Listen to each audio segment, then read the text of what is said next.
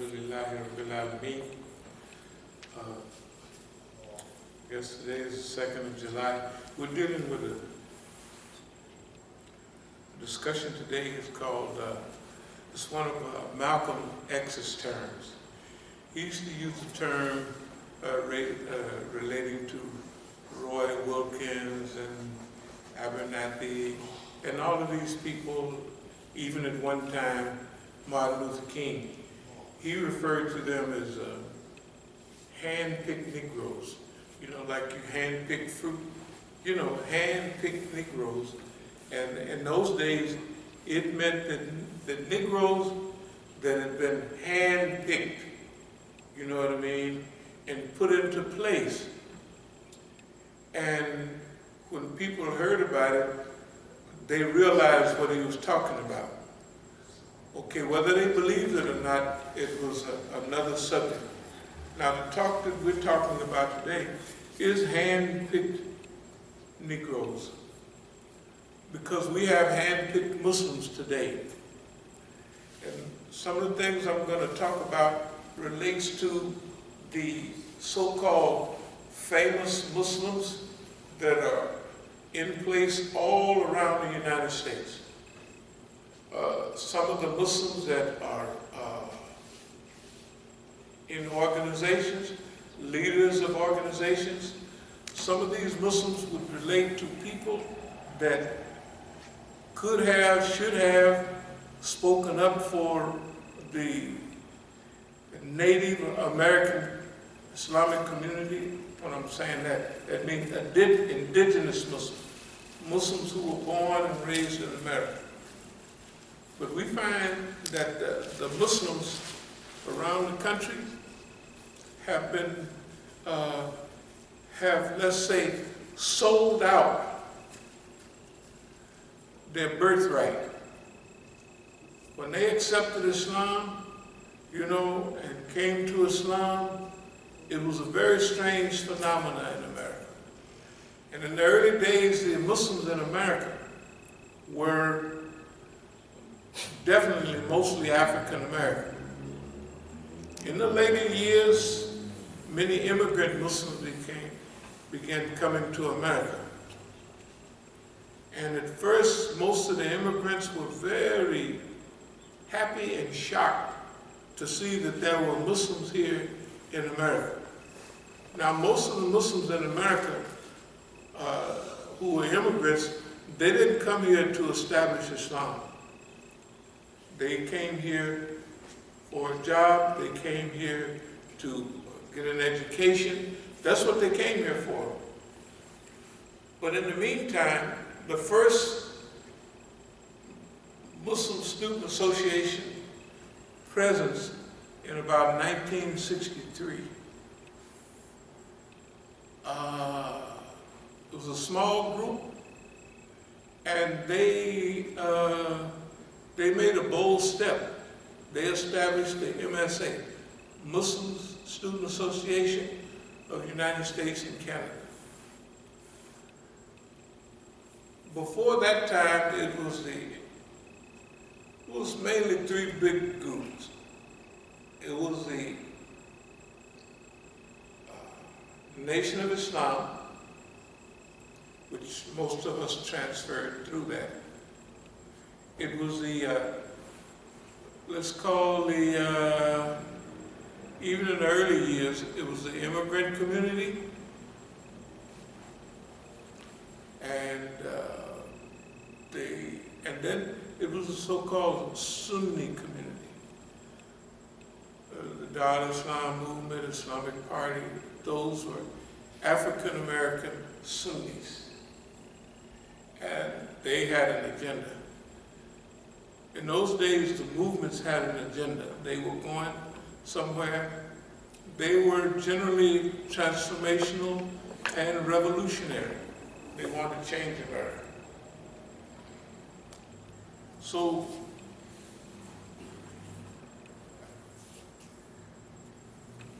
there's a saying in this play by Hamilton, by the so-called Alexander Hamilton, you know, this play. And one of the the songs is I'm Not Gonna Blow My Shot. And I heard that my daughters, they love that thing. And so I heard one of the songs, I'm Not Gonna Blow My Shot. And it's talking about the revolution, it's talking about that period, and I like the song because there's another one in there called Rise Up. No, it's the same one. I'm not gonna blow my shot. There's verses in there about rise up. It's got a good beat to it. Rise up. Okay. When I relate to some of that personally, I relate to hand-picked Negroes like this. I'm gonna go over some of the things today that relate to some of the encounters that we have with the system. And we have those encounters with the system because we are not hand-picked Negroes. Okay? I'm not saying everybody else is, but if they're not having the relationship with the government and the other Muslims, as we are, right here, then there has to be something going on. When we relate to the media, one of the good things about coming to D.C., we came here by plan. That once we come to D.C., we're going to get the whole picture on everything. Because we said they're going to throw everything at us with the kitchen sink. Now, when we came here, we had the game. When we came here, I said to myself, first people to look out for is the brothers that work for the intersection of the Islamic Republic or the Iranian embassy. And I said that because looking at those brothers, here's what happened. Imam Khomeini told the students or the Muslims from Iran to always have a special place in your heart for dawah, for calling people to Islam, for participating in rebellion and all that, for the mustadafin.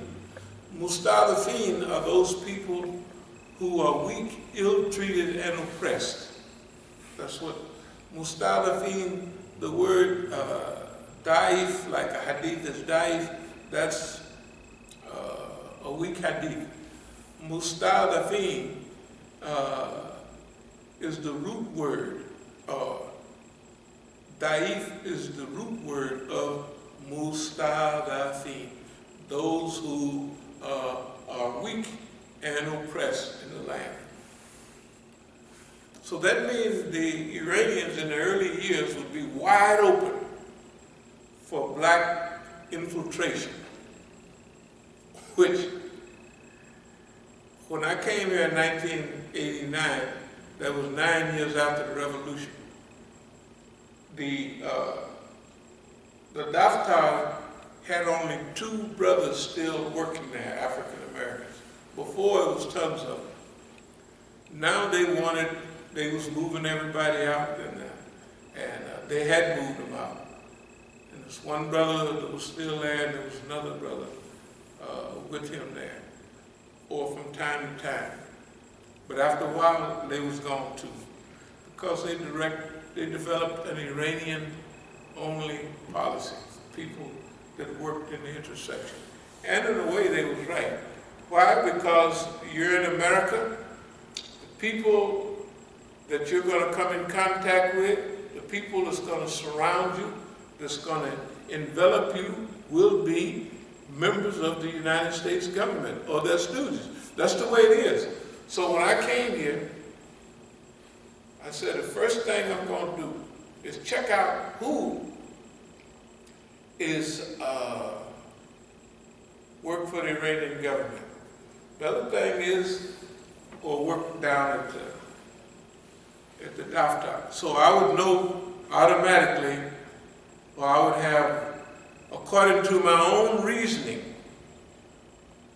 and later on it proved itself by my research, is that those people would be most likely government agents. The other thing is that I watched how African Americans were treated.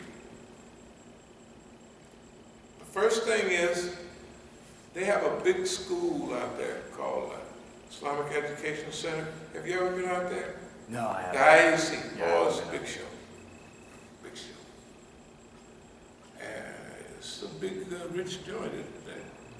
They got certain houses too. The houses that go with the place is worth $1 million probably now. I think that whole side of one block up side the hill. And they got one house that's sitting on there. A big 4 or 5 bedroom house that's semi-modern. They use as a storage thing. It's not even kept up. But anyway, so that's one of the best schools. In fact, this is one of the highest rated schools. I'm going back 15, 20 years ago. It was the highest school, one of the highest rated Muslim schools in America, if not the highest. And that's Montgomery County. At that time, Montgomery County was top of the line for everything. Not PG County, that was the Negro County. But out that way, they was really on the road. That was a really high-level county for education and for everything else. So what happened is that there was a school that the Negro community had here in D.C. And those people that did the school also was a part of, most of them later on became Shias, and so they were out there, and so they took the school out there. They used to use a basement for their school. Then they took the school out there to IAC. At first, all the teachers were revolutionary. They was this, that, and other. Most of them were black or Iranian. As time went on, they began to filter those people out. When they was doing things like alphabet, for the word T, they would have tank. For G, they would have gun. Later on, all of that changed. No, all of it changed. And so, Muhammad Al-Asi had an office in there, upstairs on the second floor. And when I came here in 1987 for a visit, I looked at everything, and I came here a few times. First time I came here was 84, then I came here in 85, from time to time. And I said, well, I'm going to have to get to D.C. The next place we open will be in D.C. But D.C., boy, was flooded with fitna. When I first got here, I lived over at what was called the Muslim house. It was being sold, but nobody had bought it yet. So one of the manipulators in this region out in Manassas, Bahram Nahidian, told me, you could stay there and till you get settled. So I stayed there, and the Muslim house had been set up kind of like a masjid and all that, with different floors, so I used it for that. I had Juma there and all kinds of stuff. And the first thing I knew is that the people that came to those Jumas was going to be the police. I just knew it. I'm here. Everybody within Oakland was the police. People, that's what they're going to do. They're not going to have me. So Now I know, why do I know this? I said, because I am not a hand-picked Negro. They have offered me all of those positions, and I said, no, I ain't gonna do that. Then you find out other things too, like, you know, they have alternative radio and stuff like that. A lot of people think it's really alternative radio until they do their research. Right. You look at democracy now. It's the older white lady. How did she get in there? Somebody eased her on in there, and she hung around, and pretty soon she's doing democracy now. Okay, so who would ease her in there like that? The United States government. Well, whether it's KPFA in Berkeley, or whether it's WPFW here, it don't make no difference. The government is, if they infiltrate everything in the United States, do you think that they're going to have an alternative radio? Pretty soon you get to looking at their speakers, Noam Chomsky, all of those speakers.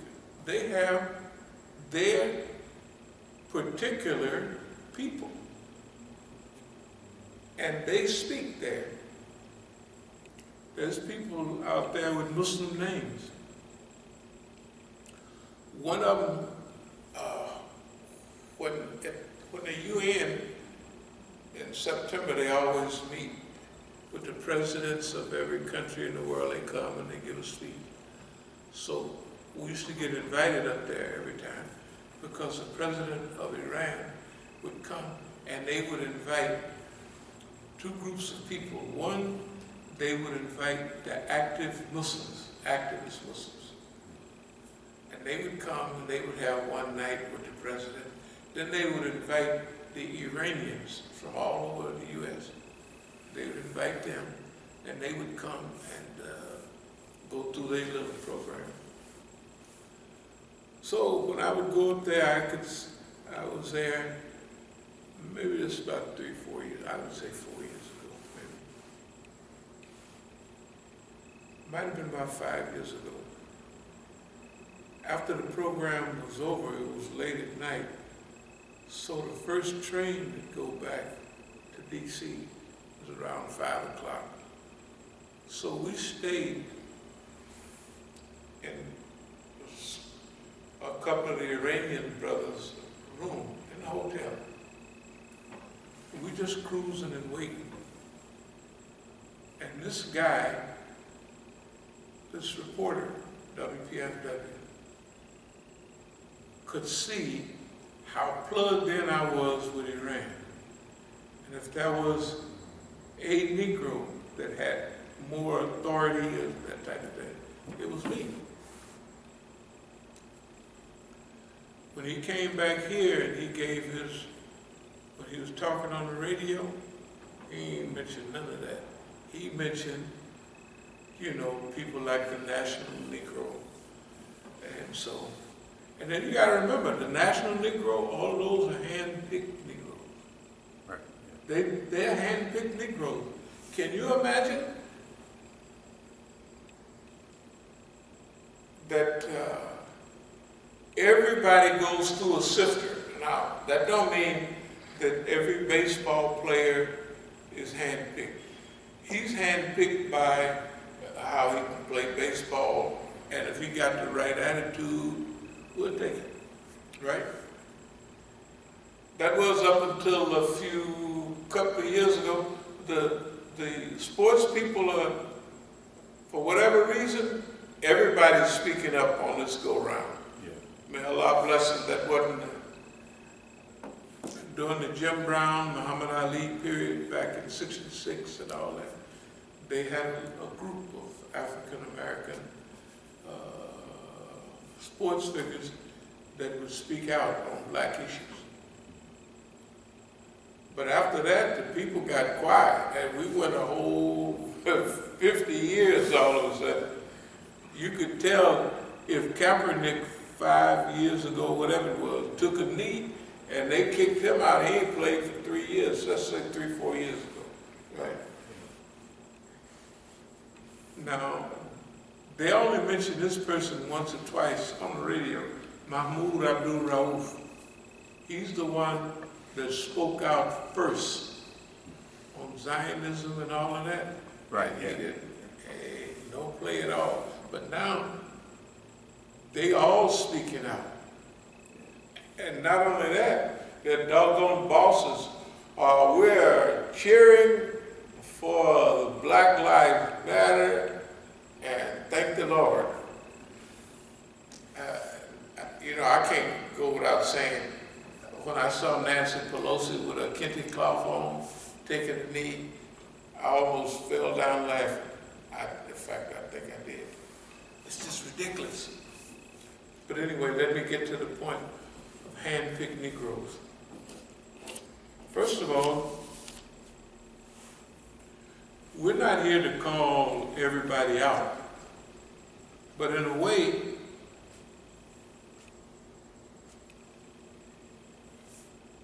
there's something fishy going on. Well, let's look at something here.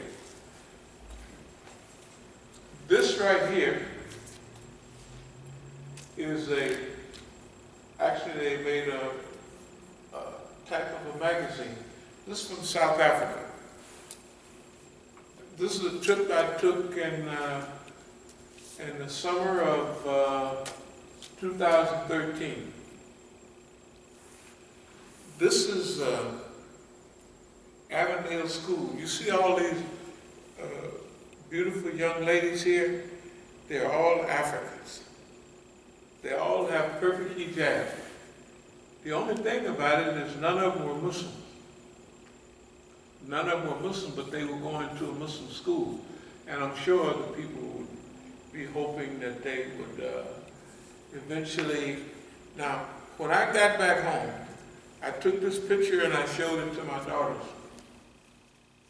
And before I got back home, I told the brothers that was taking me around in South Africa, I said, what I want to do is I'm going to go hustle about $10,000 and I'm going to come back there to South Africa. That's about 250 students, yes, 250 girls. So I was looking at their clothing and their shoes and what have you, and I thought that I would make it a project. My daughters, which were similar to their age, I said, do you guys want to participate in this project? That you adopt this school? They said, yes. I said, well, okay. Here's